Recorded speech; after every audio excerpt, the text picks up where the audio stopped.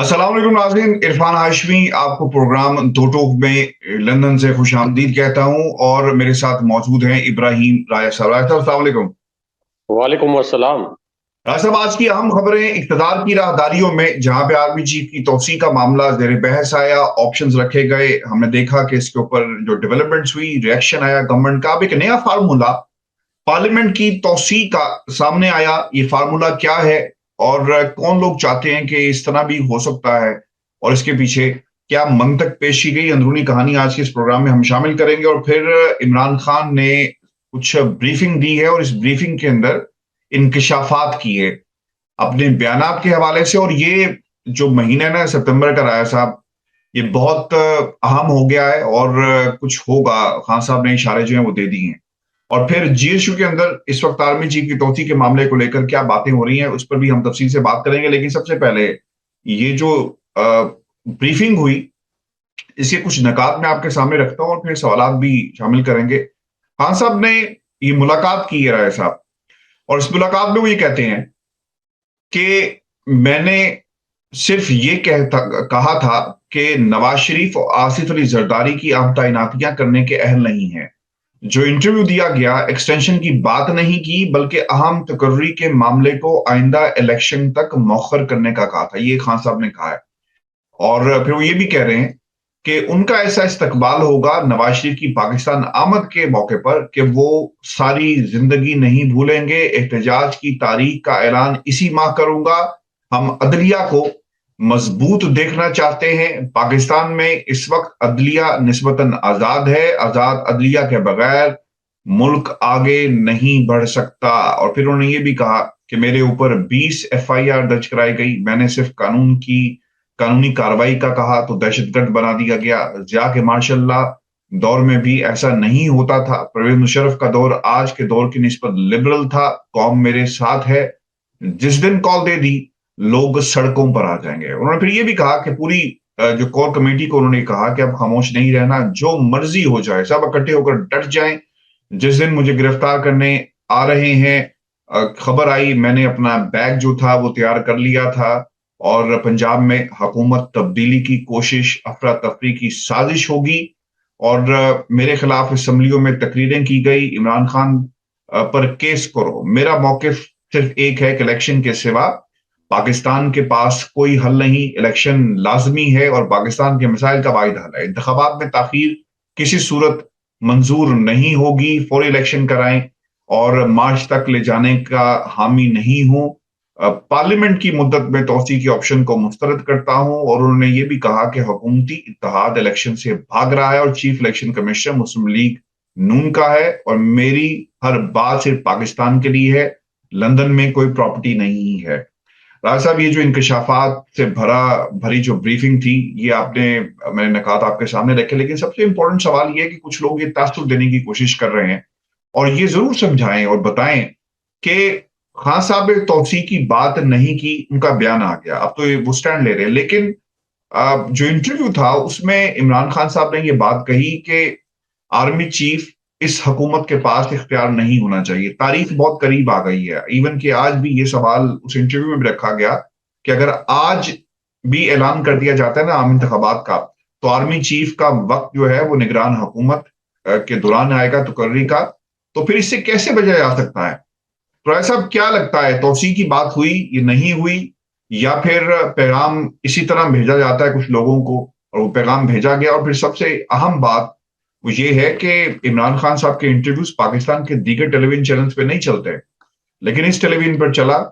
और ये भी लोग कह रहे हैं कि शायद कहीं ना कहीं पहले से ये तय हुआ था, या ये फिल बदी सवालात थे जो खान साहब, कामरान खान साहब जिस तरह सवालात करते हैं, उसका जिस तरह सवाल करते गए उसका उस तरह जवाब जो है वो आता गया। और खान साहब ने कहा कि मुझे कानूनी निकात का नहीं पता, लीगल टीम को पता होगा, लेकिन इस हुकूमत के पास कोई मैंडेट नहीं है। पॉपुलर मैंडेट लो और पॉपुलर मैंडेट के जरिए आर्मी चीफ को आपको लगाना होगा। रातब, किस तरह देखते हैं खान साहब के इस बयान को कल वाले से, अगर हम कंपेयर करें? देखें हाशमी साहब, पहले तो एक जाती वजाहत के बहुत से लोगों के मैंने कमेंट्स देखे। उन्होंने कहा कि इब्राहिम राजा कुछ ज्यादा लाउड नहीं बोल रहे और क्या उनकी कोई तबीयत ठीक है या कोई और दबाव वगैरह है। एक तो इसमें ये समझने वाली चीज है कि मैं एक होटल में इस वक्त स्टे कर रहा हूँ, तो इस होटल रूम में मैंने, जाहिर है कि ये मैंने पूरा खरीदा नहीं हुआ, मेरे साथ वाले रूम्स में भी बहुत से टूरिस्ट और बहुत से गेस्ट हैं, तो इस वजह से मैं बहुत ज्यादा लाउड बोल नहीं सकता। और चूंकि हम रिकॉर्डिंग भी रात रात के टाइम पे करते हैं, और अभी पूरा दिन मैं अपनी फैमिली के साथ बाहर था, अभी थका आ रहा वापस आया हूँ, तो इस वजह से मैं बहुत ज्यादा लाउड नहीं बोल सकता। 29 सितंबर का इंतजार करें, 29 सितंबर से आपको बहुत लाउड बोल रही है। वही दो टोक मिलेगा, जो कि जिसके आप पहले आदी हैं, वही दो टोक मिलेगा। दूसरा जो आपने बात की आशमी साहब, सबसे पहले तो इसमें जो पार्लियामेंट की एक्सटेंशन का फार्मूला सामने लाया गया है, ये फार्मूला वैसे नहीं सामने लाया गया। ये इस्लामाबाद में जो इक़्तिदार की राहदारियां हैं, ये फार्मूला सामने लाया गया है, जरा इमरान खान साहब की पल्स चेक करें, इसके साथ साथ जो अवाम है उनकी पल्स चेक करें। और ये इसलिए सामने लाया गया क्योंकि शहबाज शरीफ एंड कंपनी को पता चल गया है कि अगर हम इलेक्शन को डिले करके अगले साल अगस्त तक भी ले जाए, यानी जो एक 5 साल का पार्लिमानी कैलेंडर है वो भी पूरा हम कर लें, तो तब भी हमें इलेक्शन की जानिब तो जाना पड़ेगा। तो उसके बाद क्या होगा, यानी अगस्त में भी इमरान खान साहब क्लीन स्वीप कर जाएंगे, और 2/3 अक्सरियत नहीं, इस वक्त तमाम सर्वेज बता रहे हैं कि 3/4 अक्सरियत इमरान खान साहब हासिल करेंगे जिस वक्त भी इलेक्शन हो। और जितना ये इलेक्शन डिले होगा, उतनी इमरान खान साहब की पॉपुलैरिटी बढ़ती जाएगी। जितना ये इलेक्शन डिले होगा, मैं तो ये भी कहता हूँ कि हमारे जो इदारे हैं, रियासती इदारों के लिए भी एक बड़ी अनकंफर्टेबल सिचुएशन बन जाएगी, और लोग उनसे बराह रास्त सवाल करना शुरू कर देंगे, जैसे DGISPR को टैग करके लोग सवाल करते हैं। मैंने तो यहां तक भी देखा आशमी साहब कि लोगों के जो बिजली के बिल आए हैं, उस पे शहबाज शरीफ से तो कोई लोगों की तवक्को नहीं थी, तो जनरल बाबर इफ्तिखार को लोगों ने टैग किया और कहा कि सर आप बताएं कि किसका शुक्रिया अदा करना है, ये जो हमारे 1-1 लाख, सवा सवा लाख रुपए के बिल आए। उन्होंने कहा था ना, राय साहब इंडिकेटर्स दिए थे कि जो आपकी इकोनॉमी भी बेहतर हो रही है इस हुकूमत के बदलने के बाद, इसलिए अटैक कर रहे जी हाँ। तो इस वजह से ये अब फजलुर रहमान के जरिए एक पल्स चेक करने की कोशिश की गई कि पार्लियामेंट को एक्सटेंड कर दिया जाए। यानी ये इन्होंने समझा हुआ है कि ये सल्तनत जो है ये इनकी जाती जागीर है, ये पाकिस्तान के जो 22 करोड़ लोग हैं ये इनके जाती गुलाम हैं, और इन जाती गुलामों के ऊपर हम फैसला करेंगे कि पार्लिमानी कैलेंडर तो पूरा हो रहा है 5 साल अगले साल अगस्त में, लेकिन हम ये फैसला कर लें कि चूंकि हम इलेक्शन नहीं जीत सकते और हमने खुद को जबरदस्ती मुसल्लत रखना है 22 करोड़ आवाम पर, तो हम ये फैसला कर लें कि हम इलेक्शन नहीं होने देंगे। लेकिन आशमी साहब, ये फार्मूला नाकाबिले अमल है, क्योंकि इस फार्मूले के ऊपर आप जाएंगे तो किसी भी मुल्क में आप वायलेंस को जाहिर है कि इनकरेज नहीं कर सकते, लेकिन अगर आप इस फार्मूले की जानिब जाएंगे तो इसका मतलब है कि आप दावत देंगे लोगों को, वो जो 12-14 करोड़ लोग इस वक्त इमरान खान साहब के साथ खड़े हैं, जो इस वक्त पहले ही जिनका एक गम गुस्सा इश्तियाल में बदल रहा है, आप उनको दावत देंगे कि श्रीलंका जैसे हालात पैदा करें, पाकिस्तान के जो इक़्तिदार के ऐवान है यहाँ आग लगाएं, इन लोगों को निकालें बाहर इन ऐवानों से।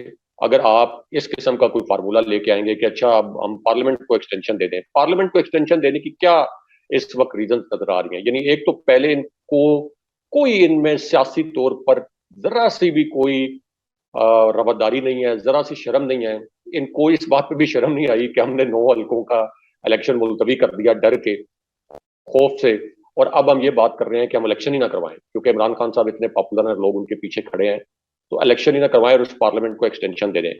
तो इसका मतलब यह है कि ये चाहते हैं कि मैं ये बात कभी भी नहीं करना चाहता, कभी भी जाहिर है कि वायलेंस को आप जस्टिफाई नहीं कर सकते, ना वायलेंस होना चाहिए, लेकिन ये मुल्क को जिन हालात की जानिब लेके जा रहे हैं आशफ साहब, वहां पे लोग सड़कों पे होंगे, लोग ऐवानों के अंदर जाके इस किस्म के जो करेक्टर्स हैं उनको निकालने की भी कोशिश करेंगे, और फिर ये इनकी भूल है कि कोई पुलिस कोई फौज इनको बचा सके।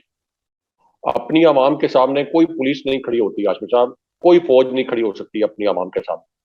क्या हमारी फौज इस्तेमाल होगी इनके सियासी मकासद के लिए? इससे पहले देखें, रेंजर्स जो इस्तेमाल हुए 25 मई का जो लॉन्ग मार्च था, जिसपे शेख रशीद ने कहा कि मेरे तो army chief general Qamar Javed Bajwa दोस्त हैं और मैं उनसे मिलूंगा तो शिकायत करूंगा कि इनके सियासी मकासद के लिए रेंजर्स को इस्तेमाल किया गया। तो कोई पुलिस, कोई फौज, कोई रियासती कुव्वत, कोई रियासती इदारा अपनी आवाम के सामने नहीं खड़ा हो सकता। इसकी मिसाल हमें मिडल ईस्ट में भी हमारे सामने है, इसकी मिसाल हमारे सामने है श्रीलंका में। तो उस तरफ हालात जाएं, इससे पहले रियासती इदारों को इंटरवीन करना पड़ेगा। इस करप्ट टोले के लिए इस मुल्क की सलामती को दांव पर अगर लगाया गया तो तारीख जो है उन किरदारों को माफ नहीं करेगी। ये जो खान साहब इशारा करते हैं ये बिल्कुल ठीक करते हैं, क्योंकि आशमी साहब आप देखें कि इनके स्टेक्स नहीं है पाकिस्तान के अंदर। इनके क्या स्टेक्स हैं? इनके जो बच्चे हैं वो पाकिस्तान से लूटी हुई दौलत के ऊपर बैरून मुल्क पल रहे हैं। उनकी पढ़ाइयाँ आप देखें कि वो कोई लंदन में स्टडी कर रहा है, कोई न्यूयॉर्क में बैठा हुआ है। इनके स्विस केसेस देखें, इनके न्यूयॉर्क के गैर कानूनी फ्लैट्स देखें जिनकी ना ये मनी ट्रेल देते हैं, ना नैब में अपीयर होते हैं। और अदालतें भी जो कि 130वें नंबर से नीचे हमारी जुडिशरी है, वो भी इस बात का नोटिस नहीं लेते हैं कि आसिफ अली जरदारी का केस जो है वो फर्द जुर्म आयद होने वाली थी, वो फर्द जुर्म किधर गई? शहबाज शरीफ के ऊपर फर्द जुर्म आयद होने वाली थी, वो फर्द जुर्म किधर गई? तो शबाज ये शरीफ बड़ा को जो है ना वो कुर्बान हो गई, वो शबाज शरीफ को प्यारी हो गई। हाशमी साहब, ये फेल्ड स्टेट है। ये मुकम्मल तौर पर एक नाकाम रियासत में हम रहे हैं। मतलब ये कहाँ होता है कि मुल्क के सबसे बड़े सूबे में एक जमात की हुकूमत है, उसके बाद यानी पंजाब में, उसके बाद केपी में भी हुकूमत है। तमाम जिमनी इलेक्शन एक जमात जो है वो क्लीन स्वीप कर जाती है। दूसरा जिमनी इलेक्शन आता है जो कि दूसरा जिमनी इलेक्शन खुद क्रिएट किया इस गवर्नमेंट ने, असल में तहरीक इंसाफ को नुकसान पहुंचाने के लिए। लेकिन इतना खौफ कि उस जिमनी इलेक्शन कोई मुलतवी कर दिया। फिर आवाम का जो जोशो जज्बा है, सबको पता है कि इस वक्त आवाम इमरान खान साहब के साथ खड़े हैं, और ये भी एक हकीकत है कि खान साहब की हुकूमत एक साजिश के जरिए गिराई गई थी, आवाम में शऊर आ गया।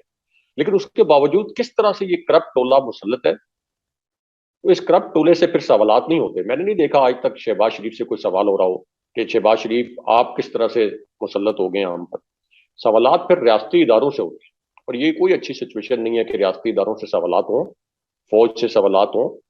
इमरान खान साहब बारहा ये कह चुके हैं कि हमारी फौज का मजबूत रहना, हमारी फौज का मुस्तहकम रहना बहुत जरूरी है, और फौज मुस्तहकम रहती है आपकी आवाम की सपोर्ट से। फौज आपकी आवाम की सपोर्ट ना हो, दुनिया की कोई फौज खड़ी नहीं हो सकती। हमने देखा कि अफगानिस्तान की जो फौज थी, आप देखें कि अमेरिका की ट्रेन की हुई फौज थी, जदीद तरीन उनके पास असलहा था, जदीद तरीन इक्विपमेंट था, लेकिन क्या वो खड़े हो सके जब फॉल ऑफ काबुल हुआ? 3 दिन के अंदर आप देख लें कि फॉल ऑफ काबुल हो गया। तो इसलिए हालात को इस करप्ट टोले की खातिर उस जानिब नहीं लेके जाना चाहिए जहां हमारी कौमी सलामती को खतरा दरपेश हो। और इसमें ऑलरेडी आशमी साहब, मैं 22 साल में मैंने ये हमेशा से देखा, जो मेरा सहाफती करियर है, कि पाक फौज जो है वो पाकिस्तान के अंदर एक बहुत बड़ी बाइंडिंग फोर्स रही है, बहुत बड़ी बाइंडिंग फोर्स रही है। आप देख लें कि जो बालाकोट का मिस एडवेंचर किया था, जिसके बाद में हमने 2 तैयारे मार गिराए, कैसा माहौल था। मैं तो चूंकि इस्लामाबाद में था, और एक साफी को अपने जज्बात पर काबू रखना चाहिए खबर देते हुए, लेकिन जिस दिन 2 तैयारे मार गिराने की खबर आई थी, तो वो एक फीलिंग ही पाकिस्तान के अंदर, यानी वो एक ऐसी फीलिंग थी जो कि आप लाइफ टाइम फीलिंग थी कि इन्होंने पाकिस्तान की फजाई हदूद की खिलाफ वर्जी की, यहाँ पे मिस एडवेंचर किया, और पाकिस्तान ने अगले दिन 2 तैयारे भारत के मार गिराए। तो वो एक बाइंडिंग फोर्स पूरी मुल्क को एक लड़ी में परो दिया था उस वक्त, जो पाक फजाइया ने और पाक आर्मी ने जो जवाबी कार्रवाई की, खासतौर पर पाक फजाइया ने। तो इस पूरी सूरत हाल में कोई ऐसा कदम पाकिस्तान की सलामती के लिए खतरा होगा कि जहां खुदा न खास्ता पाक फौज से लोग सवालात करें। अभी आप ये देख लें कि DGI जनरल बाबर इफ्तिखार जो है, वो चूंकि उनका ट्विटर हैंडल है, तो लोग उनको टैग कर करके सवालात करते हैं। जब वो ट्वीट करते हैं तो लोग नीचे रिप्लाईज जो करते हैं, वो कभी भी, मैं नहीं कहता कि वो कोई मुनासिब रिप्लाईज है, लेकिन लोग अपने जज्बात का इजहार करते हैं।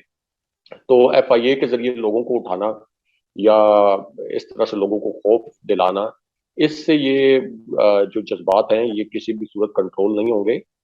हमेशा अवाम चाहते हैं कि हमारी फौज मजबूत रहे, हमेशा अवाम चाहते हैं कि हम अपनी फौज के साथ खड़े रहें। और हाशमी साहब, 65 की जो वार है वो एक एग्जाम्पल है। अच्छा, उसमें सबसे अहम बात यह है कि तहरीक इंसाफ के जो सपोर्टर्स हैं, ये पाक फौज की आवाम के लेवल पर सबसे बड़ी डाल रहे हैं। ये जब पूरी PDM ने फौज के ऊपर यलगार की हुई, पूरी PDM ने, और इनके जो सपोर्टर्स हैं वो भी यलगार कर रहे थे। खैर, सपोर्टर्स का इतना कसूर नहीं है, क्योंकि जिस तरह से क्यादत आपको लेके चलती है, सपोर्टर्स उस तरह से चलते हैं। तो उस वक्त आप देखें कि ये तहरीक इंसाफ के जो सपोर्टर हैं और तहरीक इंसाफ के जो सोशल मीडिया के ऊपर एक्टिविस्ट हैं, ये उस वक्त किस तरह से फौजी क़यादत को और पाक फौज को डिफेंड कर रहे थे, और यहाँ तक कि इनको ताने भी दिए जाते थे। लेकिन अब सिचुएशन ऑल टुगेदर डिफरेंट है, और ये मरियम नवाज का जो सोशल मीडिया सेल है, ये अभी भी फौज के खिलाफ जो साजिश करने से ये बाज नहीं आता।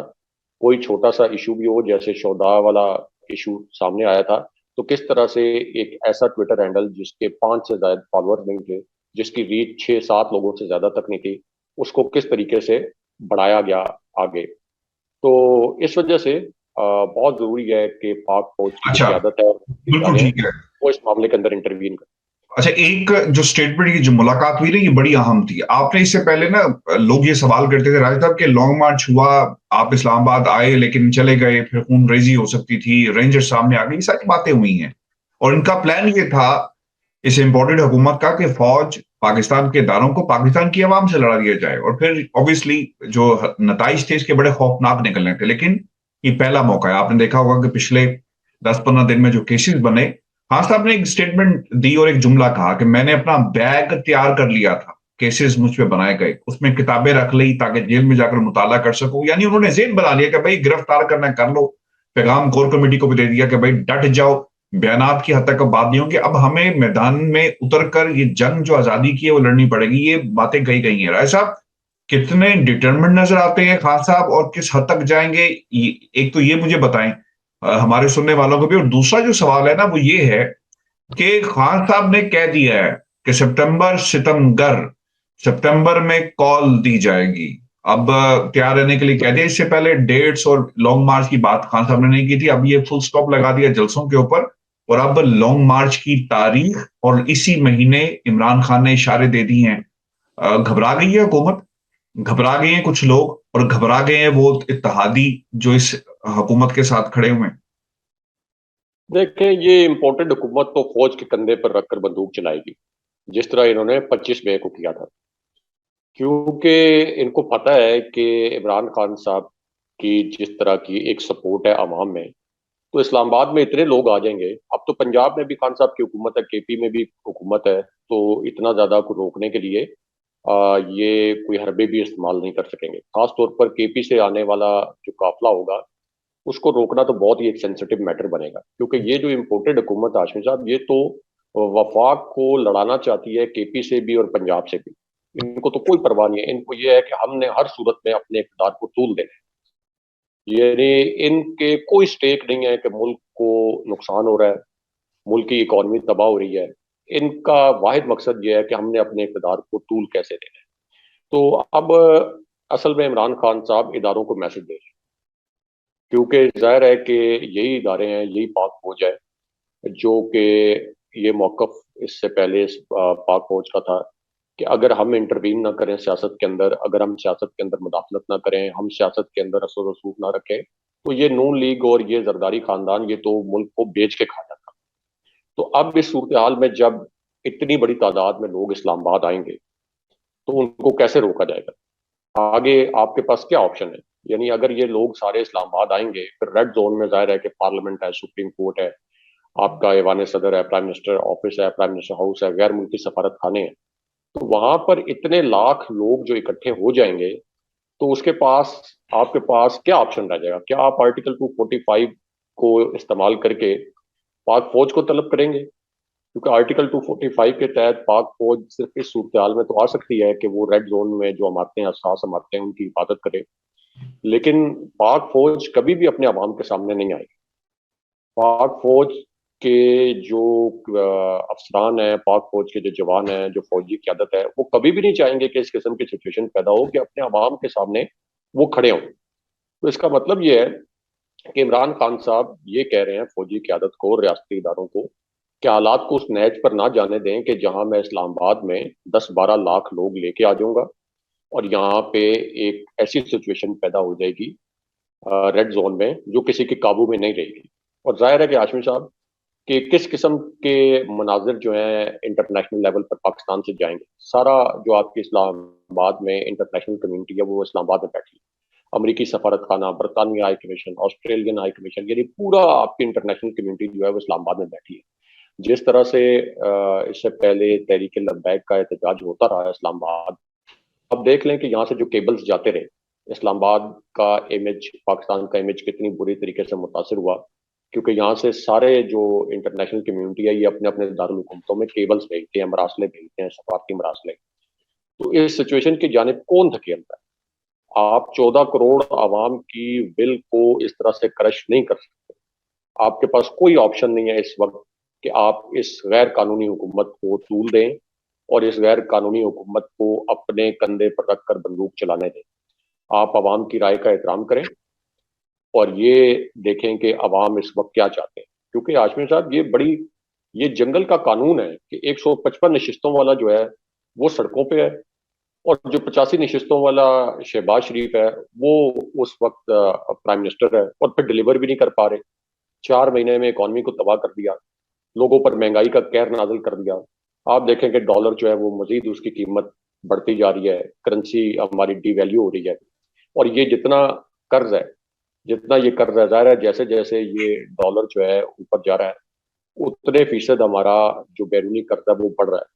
तो क्या पाकिस्तान को मुकम्मल तौर पर डुबोने का कोई प्लान बना हुआ है कि मुकम्मल तौर पर पाकिस्तान को तबाह बर्बाद करना है?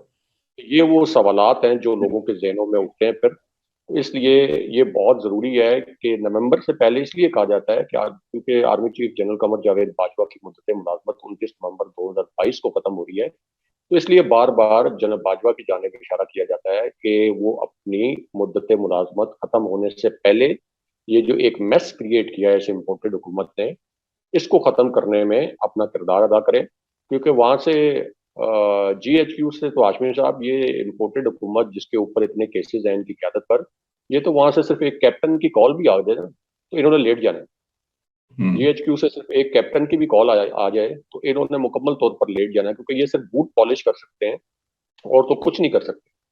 तो इस वजह से ये बहुत जरूरी है इस वक्त के अगले इलेक्शन की जानिब जाया जाए। जितना आप लेट करेंगे अगले इलेक्शन को, खास तौर पर ये जो लीथल फार्मूला सामने लाया गया है नाम ने आज, कि पार्लियामेंट को एक्सटेंड कर दिया जाए, यानी ये इनकी कुछ जाती जागीर है, इनके बच्चों की जाती जागीर है। आज में सब बड़ा ही दिल उड़ता है इनके इस किस्म के स्टेटमेंट सुन के। अब तो ये हालत है कि जो आम पब्लिक है उनके लिए ये नफरत की अलामतें बन गए आज के साथ। ये शरीफ खानदान, जरदारी खानदान, ये यहाँ तक कि ये नफरत की अलामत बन गए हैं। लोग उड़ते हैं, ये मतलब इनको एहसास ही नहीं है कि लोगों को इन्होंने किस अजाब में मुब्तला कर दिया। लोगों के 90% ज़राए आमदन इन्होंने खत्म कर दी है, इतनी महंगाई कर दी है, और फिर भी ढिठाई के साथ ट्वीट्स करते हैं। यानी एक तो सजा याफ्ता अदालतों से मफरूर इश्तारी 30 साल में चौथी बारी ले रही है नून लीग। जरदारी खानदान जो है वो 3 बारियां पहले ले चुका है, और उसके बावजूद दोबारा ढिठाई के साथ हमारे ऊपर मुसल्लत भी है। हमें भेड़ बकरियों की तरह जो है वो ये चलाने की भी कोशिश कर रहे हैं, और महंगाई से इस पूरे मुल्क को और आवाम को तबाह भी कर दिया। लेकिन उसके बावजूद ढिठाई के साथ हंसते हुए आते हैं टीवी स्क्रीन पर। तो आशमी साहब ये आवाम का भी एक इम्तिहान है।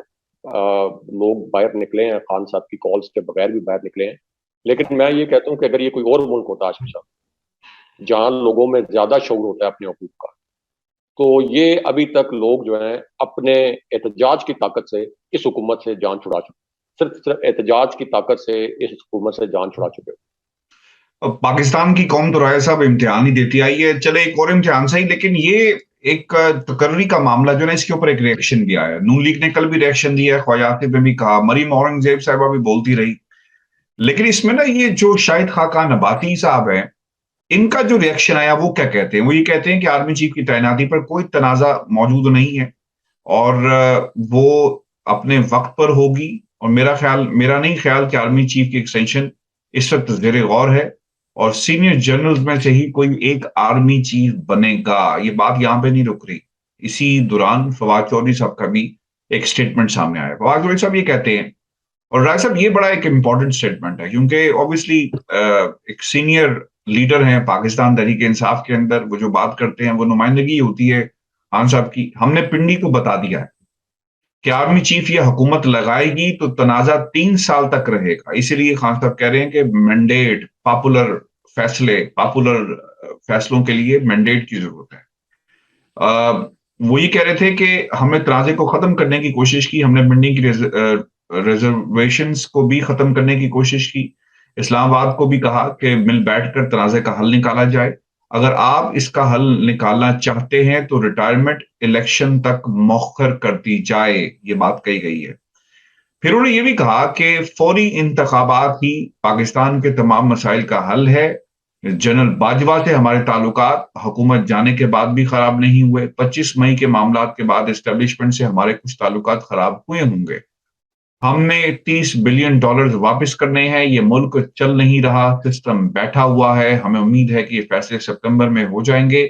और फिर अब सितंबर को फोकस किया गया है राय साहब, कॉल और फिर ये आर्मी चीफ की तकर्री और जिस तरह ये स्टेटमेंट जारी किया गया कि जनाब पिंडी को भी बता दिया, बाकी लोगों को भी जो स्टेक होल्डर्स हैं उनको भी बता दिया गया है कि ये तनाज़ा 3 साल तक चलेगा। राय साहब, आपको लगता है कि सियासतदान की कोशिश होती है कि वो अपनी मर्ज़ी का आर्मी चीफ लगाएँ और इसीलिए जंग एक आर्गुमेंट नज़र आ रहा है क्योंकि हम जितना भी चाहें इस मौज़ू को ना टच करना सेंसिटिव इश्यू है लेकिन सियासत से पाकिस्तान की एस्टेब्लिशमेंट को आउट नहीं किया जा सकता और फिर ये आर्मी चीफ तो राय साहब आपका है, मेरा है, पाकिस्तान के 22 करोड़ अवाम का है। इस पर बात तो फिर सवाल और फिर होंगे कि सियासतदान जानबूझकर अपना कोई ना कोई जो फेवरेट पर्सनैलिटी है, उसको ऑब्वियसली प्रमोट किया जाएगा या उसके लिए माहौल बनाया जाएगा क्योंकि नाम तो राय साहब 5 ही है ना, इन्हीं में से किसी ने बनना है। हाशमी साहब, एक तो हमेशा से नून लीग की ये कोशिश रही है कि वो आर्मी चीफ को जब तैनाती करें, हालांकि एक जो लेफ्टिनेंट जनरल है, जब वो स्टेज पे पहुंचता है कि वो 4 स्टार जनरल बन सकता है, यानी सीनियरिटी लिस्ट में भी टॉप 5-6 लेफ्टिनेंट जनरल्स में वो आ जाता है, तो उसके पीछे उसका एक बड़ा शानदार ट्रैक रिकॉर्ड होता है, बड़ा शानदार करियर होता है। लेकिन इनकी तवक्को ये होती है, ये नून लीग की, और ये समझते हैं कि हम अगर किसी को आर्मी चीफ लगाएंगे तो ये हम एहसान कर रहे हैं। यानी आप एक लेफ्टिनेंट जनरल को, जिसकी एक स्ट्रगल है, जिसने अपनी पूरी जिंदगी फौज को दी है और अब वो सीनियरिटी लिस्ट के अंदर इस वक्त मौजूद है, तो इसका मतलब है कि आपने किसी को तो आर्मी चीफ लगाना है, 6 या 7 जो मोस्ट सीनियर जनरल है, लेकिन ये समझते हैं कि हम उस पर एहसान कर रहे हैं। यानी आप किसी कैप्टन को तो आर्मी चीफ नहीं लगा रहे ना, आप लेफ्टिनेंट जनरल को आर्मी चीफ लगा रहे हैं, और वो भी ऐसा लेफ्टिनेंट जनरल जो कि सीनियरिटी लिस्ट में मौजूद है, और उससे इनकी तवक्को होती है कि वो हमारी सियासी मकासद इस्तेमाल के लिए हम हमारी मदद करें। लेकिन आशमी साहब, ये पूरी तारीख हमने देखी है कि जिस दिन आर्मी चीफ कमान संभालते हैं, वो फिर फौज के चीफ बन जाते हैं। और ये बड़ा मियां नवाज शरीफ को गिला भी है कि जी बहुत से ऐसे जराए हैं जो ये कहते हैं कि मियां नवाज शरीफ बाद में गिले शिकवे भी करते रहे कि देखें, हमने फलां को आर्मी चीफ बनाया लेकिन उन्होंने हमारे साथ अच्छा नहीं किया। अच्छा ना करने से मुराद ये है कि हमारे सियासी मकासद पूरे नहीं किए। जिस दिन कमान संभालता है कोई भी आर्मी चीफ, तो वो अपनी फौज का चीफ बन जाता है। वो फिर अपनी फौज के चीफ के तौर पर प्रोफेशनली एक्ट करता है। जिस उसको जो लगता है कि मेरी फौज के हक में जो कुछ होगा, मेरे इदारे के हक में जो कुछ होगा, वो उन पॉलिसीज को लेके आगे चलता है। आप देख लें कि जनरल राहिल शरीफ को मियां नवाज शरीफ ने अपॉइंट किया था, लेकिन जनरल राहिल शरीफ के साथ, क्योंकि मैं बतौर साफी मुझे पता है कि इनकी इतनी ज्यादा टसल थी आखिरी साल में, आखिरी साल में इनकी इतनी ज्यादा टसल थी कि ये जनरल राहिल शरीफ से आखिरी साल में लड़ते रहे, पूरा आखिरी साल जो उनका तीसरा साल था। और इस दौरान ये फिर जनरल राहिल शरीफ को एक्सटेंशन की ऑफर्स भी करते रहे, यानी एक तरफ लड़ते भी रहे, एक तरफ ऑफर्स भी करते रहे कि हमें पैनामा से हमारी जान छुड़ा दें, किसी तरीके से पैनामा की जान छुड़ा दें। क्योंकि एक खबर मैंने की थी, एक स्टोरी मैंने की थी, जनरल राहिल शरीफ की जो मुलाकात हुई थी प्राइम मिनिस्टर ऑफिस में, प्राइम मिनिस्टर हाउस में मियां नवाज शरीफ से, तो वो स्टोरी मैंने की थी कि जनरल राहिल शरीफ ने मियां नवाज शरीफ को ये कन्वे किया था कि ये पैनामा का मसला जल्द हल करवाएं, क्योंकि इससे कौम के मोराल और हमारे जो ऑपरेशंस हैं, जो मिलिट्री ऑपरेशंस हैं, वो ओवरऑल इफेक्ट हो रहे हैं। क्योंकि जाहिर है कि ये एक अच्छी सिचुएशन नहीं है कि एक प्राइम मिनिस्टर और उनकी फैमिली का नाम इस तरह के स्कैंडल में आए। तो ये मैंने आशमी साहब जो स्टोरी की, तो मेरा प्राइम मिनिस्टर हाउस में दाखिला बंद हो गया। तो उन्होंने कहा कि मैं दुनिया न्यूज का ब्यूरो चीफ था उस वक्त, आप भी दुनिया टीवी में थे, तो मैंने ये स्टोरी की तो इन्होंने तूफान खड़ा कर दिया और बहुत प्रेशराइज किया इन्होंने मुझे भी और भी लोगों को। जो हमारे चैनल से वाबस्ता लोग थे, और इन्होंने मेरा प्राइम मिनिस्टर हाउस में दाखिला बंद कर दिया, लेकिन वो स्टोरी मैंने सोर्सेज से कंफर्म करके की थी। तो इनकी तवक्को ये थी कि जनरल राहिल शरीफ हमें पैनामा से भी हमारी जान छुड़ाएं। उसके बाद इनकी तवक्को थी कि डॉन लीक्स से हमें हमारी जो है वो जान छुड़ाएं। फिर इसी तरह जनरल बाजवा से इनकी इसी किस्म की तवक्कुआत थी। जब वो तवक्कुआत नहीं पूरी हुई तो फिर जनरल बाजवा के खिलाफ इन्होंने कैंपेन की, और फिर अल्टीमेटली जब इन्होंने देखा कि अच्छा मजामत से तो हम फौजी क़यादत को उस तरह से मरूब नहीं कर सके, फिर उन्होंने बूट पॉलिश करने वाला एक और रास्ता अख्तियार किया, और समहाउ एक चोर दरवाजे से ये अब इक़्तिदार में आ गए और मुसल्लत हो गए। तो इसलिए ये बात इमरान खान साहब की बड़ी वैलिड है कि किसी भी तौर पर आर्मी चीफ की तैनाती के ऊपर किसी भी किस्म का जो तनाज़ा है, ये मुल्क और कौम के मफाद में नहीं है, ना ही ये फौज के मफाद में। एक फ्रेश मैंडेट हो, उसके बाद अगर इनको मैंडेट मिले, ये सिंपल मेजोरिटी से भी 14 जमातें मिलकर सिंपल मेजोरिटी के साथ भी अगर ये दोबारा हुकूमत में आ जाए, यानी एक नशिस्त भी अगर इनकी तहरीक इंसाफ से ज्यादा हो पार्लियामेंट के अंदर, तो ये फिर करें, इनका मैंडेट होगा, आर्मी चीफ की तकर्री करें। लेकिन ये नहीं हो सकता कि आप एक साजिश के जरिए एक हुकूमत को गिराएं, उसके बाद ये साबित हो जाए कि आपके पास ना पार्लियामान के अंदर अददी अक्सरियत है, ना अवाम की ताकत आपके साथ है, और आप कहें कि हम आर्मी चीफ की तकर्री करेंगे, और जाहिर है कि उसका एक सियासी पहलू भी होता है। और इसका कतई मकसद ये नहीं होता कि कोई एक लेफ्टिनेंट जनरल जो है वो दूसरे लेफ्टिनेंट जनरल से अच्छा है। अगेन मेरा ये एक्सपीरियंस रहा है, जितने भी आर्मी चीफ की मैंने तैनाती देखी है, कि जिस दिन ये चार्ज संभालते हैं तो उस दिन ये फिर अपने इदारे के चीफ बन जाते हैं। बिल्कुल आप ठीक कह रहे हैं राय साहब, ये सियासतदान है जो खींच कर इन्हें अपने कबीले में शामिल करने की कोशिश करते हैं। सियासतदान भी ये आजमी साहब, ये जो सियासतदान भी है ना, ये खास तौर पर ये नून लीग का जो ना, ये ट्रैक रिकॉर्ड है। 30 सालों में सबसे ज्यादा आर्मी चीफ इन्होंने तैनात किए इस मुल्क में, राय साहब 30 सालों में, पिछले 30 सालों में। जनरल आसिफ नवाज के जो भाई है, उन्होंने तो एक किताब लिखी। उन्होंने कहा कि मेरे जो उनके भाई आर्मी चीफ थे, उन्होंने कहा कि उनको बुला लिया इन्होंने लाहौर में बुला लिया, और फ्रैंक होने की कोशिश की इस तरीके से कि ए देखो जी, मतलब पंजाबी में चूंकि शरीफ खानदान बात करता है, ए देखो जी हुसैन नवाज है, हसन नवाज है, तो ये तुहाडे नाल अगर कोई बदतमीजी करन कि तुसीं मैनू दसना है। यानी ये बताने की कोशिश कर रहे थे कि जिस तरह इनके ऊपर मेरा कंट्रोल है, इस तरह आर्मी चीफ के ऊपर कंट्रोल होना चाहिए। यानी ये लेवल है, और उस बात को उन्होंने बड़ा माइंड भी किया। उनके भाई की आप किताब पढ़ें, बड़े दिलचस्प किताब है। और उन्होंने अपनी किताब में लिखा कि मेरे भाई जो कि आर्मी चीफ थे, उनको BMW कार देने की ऑफर की उन्होंने अपनी किताब के अंदर ये मेंशन किया है।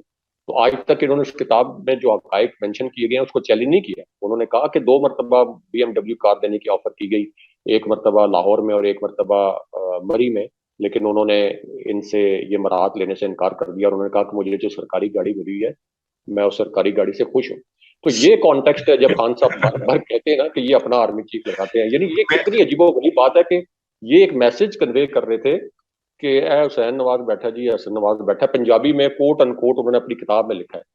और वो उन्होंने लिखा है कि जनरल आसिफ ने उसको बड़ा माइंड भी किया कि जी ए जे अगर तुहाडे नाल कोई उच्ची नीवी गल करन ते तुसीं मैनू दसना है। यानी वो बताने की कोशिश कर रहे थे कि मैं एक इधर आई एम द बॉस। हाँ, I am the boss. Boss तो ठीक है कि प्राइम मिनिस्टर ही बॉस होता है, लेकिन अपने बच्चों से इस तरह का इंट्रोडक्शन कराना कि बच्चों का क्या ताल्लुक है कि वो उनके साथ ऊंची नीची बात करें किसी आर्मी चीफ के बच्चों, वो बच्चे जो बैठे हैं अब लंदन में कहते हैं हम पाकिस्तानी शहरी नहीं है, तो हम पे पाकिस्तान का कानून लागू नहीं होता कि अब मुझसे करप्शन के मुतालिक सवालात ना करें। राय साहब अच्छा ही किया है, उन्होंने गाड़ी नहीं ली BMW। बर्तानिया में अगर आपने BMW इससे भी अच्छी गाड़ियां लेनी हो ना, BMW की मैं प्राइस बता रहा हूँ, 200 से 250 पर मंथ इंस्टॉलमेंट के ऊपर गाड़ी मिल जाती है। अच्छा हुआ नहीं ली, नहीं तो तारीख में आज अगर हम डिस्कस कर रहे होते तो हमने फिर बताना था कि ये BMW की वैल्यू जो क्या है। उन्होंने अपने जो डिसिप्लिन है और फिर ऑब्वियसली जो आपके मफादात होते हैं उनके ऊपर समझौता नहीं किया, मुल्क के जो मफादात थे। गुरु जी आज का हमारा शो था, अपने कमेंट्स जरूर भेजिएगा, चैनल को सब्सक्राइब करना मत भूलें। मुझे और इब्राहिम राजा को इजाजत दीजिए, अल्लाह ने के बाद।